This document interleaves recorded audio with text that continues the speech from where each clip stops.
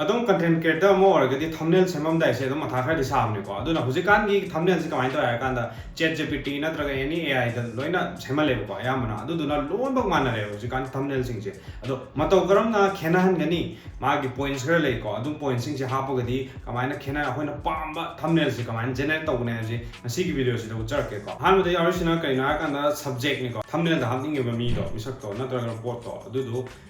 gi photo ma loviro aduduga thambiro ko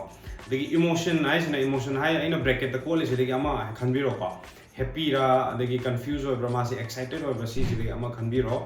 songi video ga chanam to ko degi hook hai sina video manung da yaw ga yam interesting or ba sin nam kha thok biro aduduga adu se attach over thambiro ko ready da ko degi text hai sina title dune ko title se 3 to 5 words ka tang thambio ko adagi text position na oi yet adagi mathakla makhara hai se ma haiding asai gi nangi title idroi se oi da pamra yet ta pamra se mo somna decide to gro bracket se yaw je am khan biro ko background se na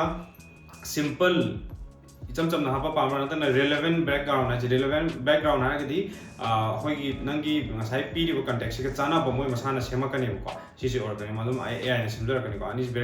bracket the college de ki am khan biro le atai se dum tham biro ko color se yam random moina choose to do video ko somna ani hum decide to tham biu ko adu color do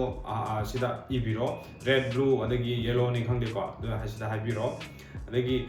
lighting sidi adum aina e se dum e biro ko adagi style sida aina e se dum e biro adagi technical sina ko aina YouTube ki ne na 16:9 se khan biro aduga atopa reel gumbo or gana 9:16 se khan biro ko sig se hoi sample ama I uchar ke ko mayam su dum try to yeng biu mayam sida le ko keno se ina photo subject ki photo am ha pe hook I ding asai ge ina background scene nam kha ha piu ha do adu lok tho ha pe aduga emotion se jo ina pi re ko adagi position se left side pi re adagi hook ki image mathak te yaw re adagi